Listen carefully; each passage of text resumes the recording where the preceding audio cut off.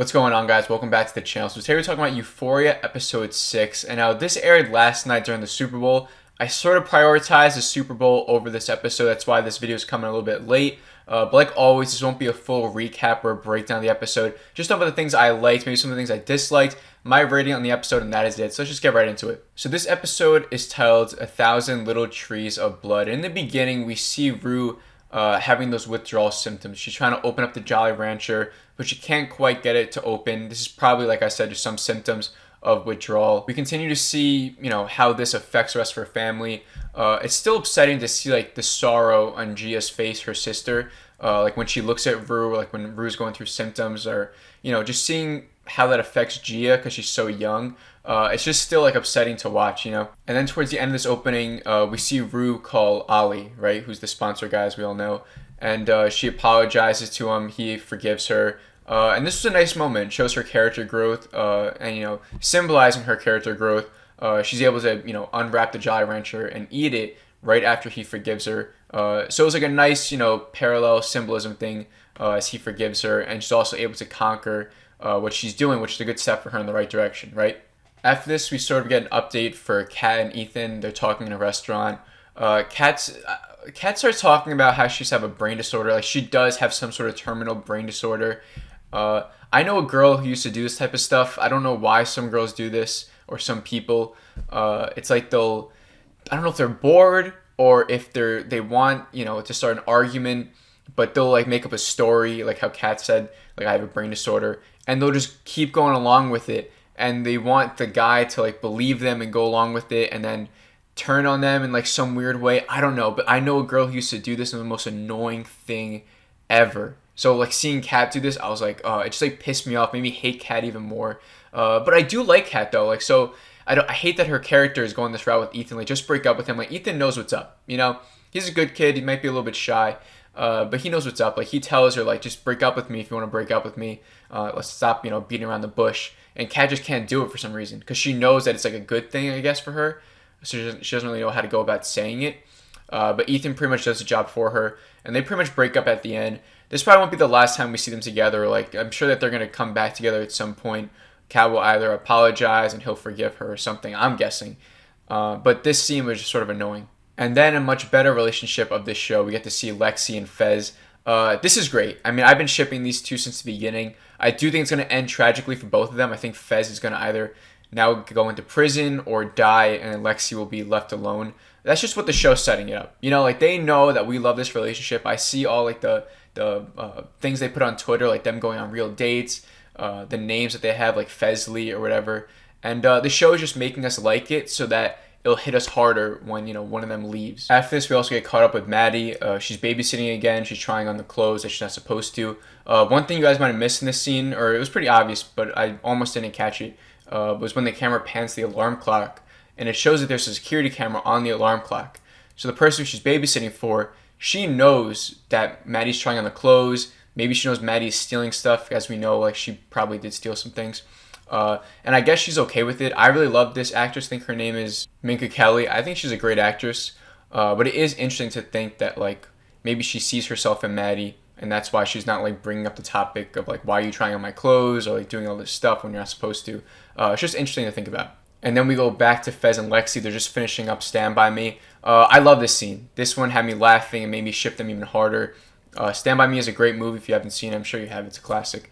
Having the song at the end, the Stand By Me song, and then overlapping it into the episode. It was great. And I love seeing, them crying over the ending, them singing along together, Fez reaching for Lexi's hand. It was nice. Like, their relationship is not toxic, So after seeing so much stuff with, like, Nate and Maddie and Cassie, it's nice to actually see a nice, wholesome relationship. Then we also see that weird boyfriend drug guy, right? He shows up, he talks to his girl. He reveals that he's being an informant for the cops.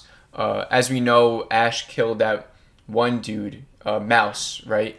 And it looks like the cops maybe found this boyfriend and said, if you have any information, you can give it to us and be an informant, or, we take you to prison. That's how it goes. And I guess he's electing to maybe rat out on Fez and Ash. This is pretty serious. This could get pretty big.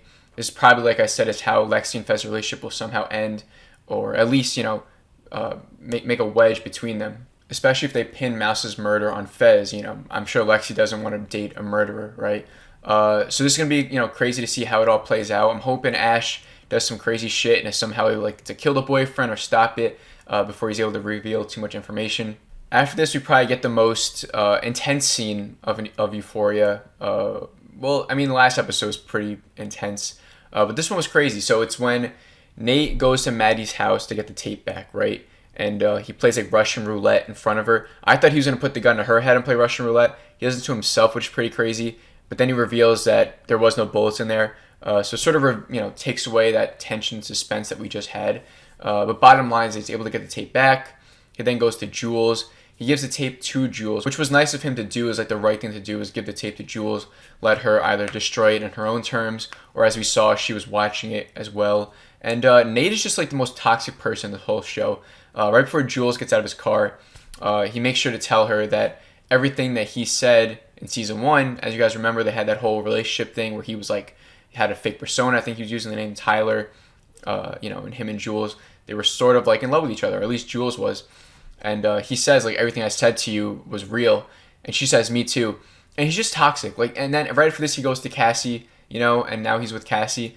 The dude is just, like, just playing with everyone's hearts, you know, and it's just, it's very messed up for him to do. And I wouldn't be surprised if maybe in season 3 we get more Nate and Jules stuff, especially because Jules says, me too. I know she probably hates Nate, but I think there's something there still, and they could maybe play into that. It could be another interesting, you know, relationship in season 3. And then the episode ends with Rue's mom calling the rehab center, and they say that they can't take her, you know, for whatever reason that will probably get explained in the next episode. They can't take Rue, which is pretty important and crazy because now she can't get the treatment that she needs, you know, to recover. She's gonna have withdrawal symptoms. She's gonna want to take drugs again. She needs to be in rehab so she can fight that off. Being at home, it's not gonna work out well. You know, it's gonna be hard for her to get off it now. But I sort of called that in the last episode. At the end, I was like, she's not going to go back to rehab. We already saw that in season 1. They're not going to repeat that theme in season 2. So something had to have happened. And now this is it, is that she can't go to rehab. So my rating for this episode, you guys might be a little bit surprised. It's a 4 out of 5. It's a great rating. It's another great episode, Euphoria. I just think it was lacking in some areas. Other episodes did some things better. You know, like, if you look back at this episode, I enjoyed it. I had a lot of fun with it. I was smiling. But it wasn't like last episode, which was pretty crazy from start to beginning, right?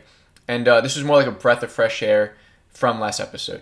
And like, this is actually the lowest I've rated episode of Euphoria season 2 so far.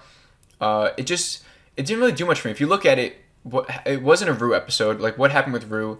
The only big thing is that at the end we see that she can't go to rehab anymore, right? Everything else is just sort of nice with her character growth. Nate getting the tape back from Maddie, that's important. But everything else, you look at it, it's like, you know, who cares about Kat and Ethan like that much? We see Cassie complaining. We see Maddie complaining. You know, everything with Fez and Lexi, that's nice. But, like, we didn't really progress too much. We didn't really get any new answers, more questions. Nothing crazy happened. We didn't get anything with Lori, like I said. Nothing too much with Rue. Jules was barely in until the end. Nothing with Ellie and Jules. I think that's very interesting as well. But, you know, like, this doesn't worry me. Like, not every single episode is going to be, you know, a banger. Not every single episode is going to be phenomenal. But this was great. You know, it's not like it was a bad episode at all. It was a great episode. I had fun with it. And I'm not worried about if next episode's not going to be the same. Like, I'm sure it's going to be good again. You know, it's going to be like on a different tier again. It's going to get back to a 5 out of 5 at some point. You know, I'm pretty much sure of that. But let me know down below, what do you guys think? Was this maybe your favorite episode? You guys enjoy it? Do you agree with me? Do you think maybe it was like a weaker episode, Euphoria? Or do you think, you know, it was a really great one? Let me know down below in the comments. If you guys enjoyed this, please make sure to like it. Please subscribe if you're new. But thank you guys for watching. Always appreciate it. You guys coming by and watching. And that's pretty much it. So have a great rest of the day, and I'll see you all in the next video.